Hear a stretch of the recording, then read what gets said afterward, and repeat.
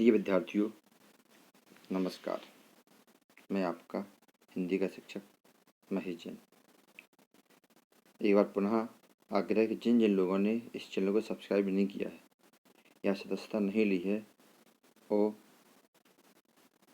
जब वीडियो के नीचे ही सब्सक्राइब का बटन है, सब्सक्राइब पर क्लिक करें या हिंदी में लिखा होगा सदस्यता लें, तो आपको सदस्यता लेना है, जिससे आपको आगे की वीडियो मिलती है। कल हमने चर्चा की थी उद्धव प्रसंग में। जब उद्धव जी गोपियों को समझाने के लिए जाते हैं तो उस समय का वर्णन किया गया था। अब आगे है गोपियों की बातों को सुन करके गोपियों की दशा कैसी होती है उसका वर्णन किया गया। तो आपको पहले नंबर चैनल को सब्सक्राइब करना है और वीडियो को देख करके लाइक करना है और इसे देख शेयर करना है। प्रस्तुत संदर्भ में लिखेंगे प्रस्तुत पद्यांश हमारी पाठ्य पुस्तक हिंदी के काव्यखंड के उद्धव प्रसंग से लिया गया है और इसके रचयिता है कवि जगन्नाथ दास रत्नाकर। प्रसंग में प्रस्तुत पद्यांश में उद्धव के न कहने योग्य कहानी को सुन करके गोपियों की जो दुर्दशा होती है उसका चित्रण किया। देखिए व्याख्या। सुनी सुने उद्धव की अकह कहानी का न कोहू था हैरानी को था नहीं थिरानी है और कहे रत नाकर रेसानी बारे रानी को कोहू भी लिखानी बिकलानी बित्थे कहानी।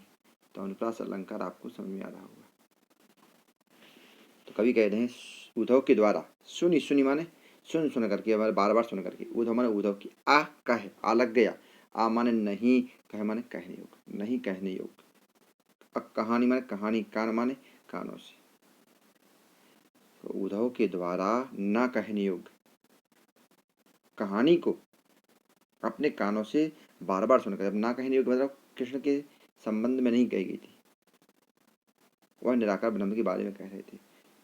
तो उद्धव के द्वारा ना कहने योग्य कहानी को सुनकर के, अपने कानों से सुनकर गोपियों की दशा कैसी हो जाती है, बड़ी दुखमय हो जाती है। को ठहरानी, ठहरानी मतलब थर थर कांपने लगती है। कोई गोपी श्रीगण के वियोग में थर थर के कांपने लगती। को थान ही थिरानी, को माने कोई गोपी, थान माने अपने स्थान पर, थिरानी माने स्थिर हो जाती है। कोई गोपी अपने स्थान पर स्थिर हो जाती है। कहे रत्नाकर रेसानी बारे रानी को, कहे माने कभी रत्नाकर कहते हैं रेसानी, रेसाना माने गुस्से में आ जाना, कोई गुस्से में आ जाती है। बर रानी को, बर रानी माने बड़बड़ाने लगती है, बड़बड़ाना माने व्याकुल होकर कई तरह तरह की बातें करने लगती। को बिलखानी, बिलखना माने रोना, कोई गोपी क्या हो जाती है, रोने लगती शोक के। बिकलानी, व्याकुलता का अनुभव करने लगती, व्याकुल हो जाती। और बिथकानी, बिथकानी में शिथिल या कमजोर, और कोई क्या होती है, कमजोर सी हो जाती है, शिथिल हो जाती है। को शेद सानी, शेद माने तो पसीना, सानी माने भीगना, गीला हो जाना, युक्त हो जाना। तो कोई गोपी पसीने से भीग जाती है घबराहट के कारण। और को भरी द्रग पानी, को माने कोई गोपी, भरी माने भर जाती हैं, द्रग माने आंखें, पानी माने आंसुओं से। और तो कोई कृष्ण के वियोग में दुखी से रोने लगती हैं और उनकी आंखें कैसे हो जाती हैं, आंसुओं से भर जाती। अरे को घूमी घूमी परी भूमि मोर जाने, को माने कोई गोपी घूम घूम माने चक्कर खा खा करके, चक्कर खा खा करके यानी घूम करके, भूमि माने धरती पर मुरझानी माने बेहोश होकर पड़ी, माने पड़ी हुई गिर पड़ती। और कोई गोपी चक्कर खा खा करके श्रीगण के वियोग में धरती पर बेहोश होकर गिर पड़ती। को श्याम श्याम के बह के बिल लानी को, और कोमल कली जो था मिसाहा में सुखान। और कोई श्याम श्याम कहते हुए, श्याम श्रीगण, बाह माने आवेश में आकर के, आपे से बाहर होकर के बिललानी तड़पने लगती है। कोई श्याम श्याम यानी श्रीगण कह कहती है आपे से बाहर, आपे से बाहर होना मतलब अपना होश हवास खो जाना, और उसके बाद क्या होती है, तड़पने लगती हैं। और कोई कोमल कलेजो था में सहा में सुखानी है, कोमल कोई गोपी, कोमल माने कोमल, कलेजे माने कलेजे को, हृदय को थाम करके, साहम में सुखानी, साहम माने भयभीत होकर के, डर के का, सुखानी माने सूख जाती है। कोई अपने कोमल कलेजे को पकड़ करके भय के कारण सूख जाती है। यानी श्रीकंठ का जो वियोग है उसके वियोग से दुखी होकर के गोपियाँ क्या हो जाती हैं, स्तब्ध हो जाती हैं, मतलब अपने आप को नियंत्रित करने में बिल्कुल असमर्थ हो जाती। अब यहाँ क्या होगा, काव्य का सौंदर्य में आपका रस जो है वियोग श्रृंगार, भाषा ब्रज भाषा। यहाँ गोपियों के आंतरिक एवं बाह्य दुर्दशा के भाव का चित्रण किया गया। शैली मुक्तक है, छंद आपका मनहरण सवैया है, अलंकार में पुनरुक्ति प्रकाश है, पदमैत्री अनुप्रास अलंकार। गुण यहाँ पर वियोग श्रृंगार है, तो यहाँ पर कहीं कहीं हास्य तो माधुर्य तो है ही, लेकिन प्रसाद गुण है। शब्द शक्ति इसमें क्या है, लक्षणा है। अब देखो आगे देखते हैं कि काने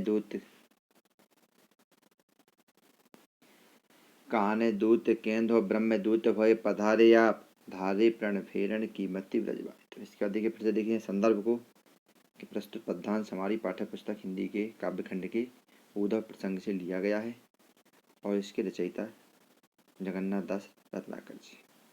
प्रसंग में प्रस्तुत पद्यांश में उद्धव आत्मा एवं परमात्मा की अभिन्नता को प्रतिपादित करते हैं। श्रीकर्ण और निराकार ब्रह्म जो है उनके बारे में जब गोपियां कहती हैं चर्चा, तो वह आत्मा परमात्मा की एक रूपता को प्रतिपादित करते हुए गोपियों को उपदेश दे रहे हैं। तो गोपियां क्या कहती हैं कि काने दूत केंद्र ब्रह्म दूत भय पधारे आप।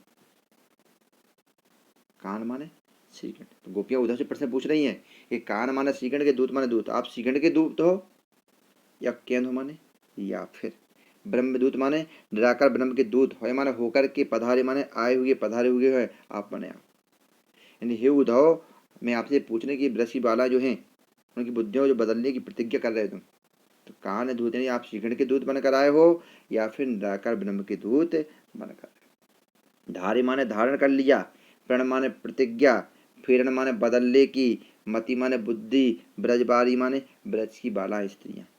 आपने जो ब्रज की बालाओं की बुद्धि को बदलने का प्रण ले लिया है, प्रण लेकर के आए हैं, तो आप ये बताइए कि आप श्रीगण के दूत बनकर आए हैं या फिर निराकार ब्रह्म के दूत बनकर। कहे रत्ना कर पे प्रीत रीत जानत ना, ठानत अनिति अन नीत ले अनारी की। बे उद्धव से क्या कहेंगे गोपियां, कहेंगे कि तो आप श्रीगण के दूत बनकर आए हैं, लेकिन आप श्रीगण की चर्चा नहीं कर रहे हैं, किसी कर रहे हैं, निराकार ब्रह्म की चर्चा कर रहे हैं। तो कभी कहते हैं कि उद्धव से गोपियां क्या कहती हैं, देखो रत्नाकर के माध्यम से गोपियां कहती हैं कि पे प्रीत रीत जाना, पे माने पर, लेकिन प्रीत माने प्रेम की, रीत माने परंपरा, जानत माने जानते ना माने। आप प्रेम की परंपरा नहीं जानते हो। प्रेम किया जाता है वो निस्वार्थ भाव से किया जाता है, वहाँ लाभ हानि सुख दुख नहीं देखा जाता है। तो उद्धव से कहती है आप प्रेम की परंपरा को नहीं जानते हैं, इसलिए ठानत माने जबरदस्ती कर रहे, ठान रहे। अनित माने अन्याय, आनी माने आकर के, अन्य दूसरी, नीत माने नीति, ले माने ले आए, अनाड़ी माने अनाड़ियों की बात। इसलिए अनाड़ियों एवं बुद्धिहीनों जैसी माने परंपरा लेकर के आकर के हम पर जबरदस्ती करके क्या कर रहे हो, अन्याय कर रहे हो। मान्य हो हम कान ब्रह्म एक ही। गोपियां कहती हैं जो आपने कहा है कि श्रीकर्ण, कान माने श्रीकर्ण, ब्रह्म माने निराकार ब्रह्म एक ही माने एक ही। मान्य माने मान रहे, हम इस बात को, तुम्हारी बात को मान रहे हैं, श्रीकर्ण निराकार ब्रह्म एक ही है। कहो जो तुम कह रहे हो उस बात को मानने में कोई दिक्कत नहीं। तो हमें भावना भावती न भावना अन्यारी, तो माने तब भी हमें भावती माने अच्छी लग रही है, ना माने नहीं, भावना माने भावना विचारधारा, अन्यारी आधन न्यारी, आ माने नहीं, न्यारी माने अलग, जो अलग नहीं मतलब एक रूपता अभिन्नता। तब भी हमें एक रूपता की जो भावना है उसको मानने का मन नहीं हो रहा, अच्छा नहीं लग रहा। जइये बनी बिगड़े न बारिद को, बूंदता बिले है बूंद बेबस बिचारी। गोपियां उद्धव से कह रही है कि ब्रह्म कैसा है, अथाह समुद्र की तरह है, जहां पानी की बूंद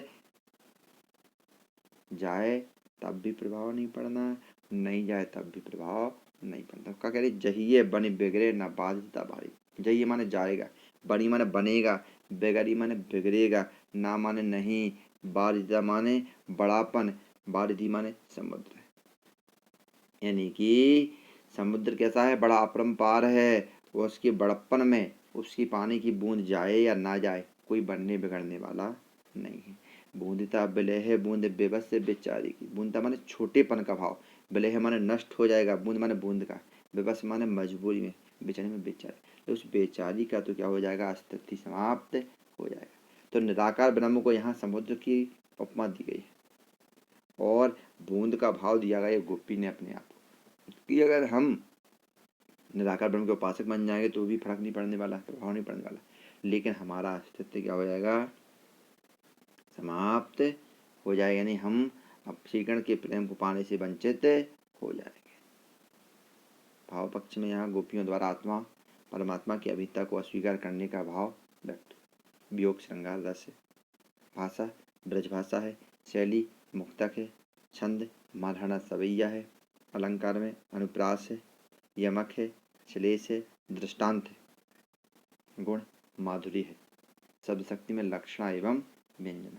जय हिंद। आगे कल पुनः एक बार यदि आप वीडियो को देखते हैं तो मैंने अगर पसंद आए तो लाइक करें और शेयर करें और अधिक से अधिक सब्सक्राइब करें और अन्य को भी प्रेरित करें जिससे उनको भी इसका लाभ मिल सके। जय हिंद।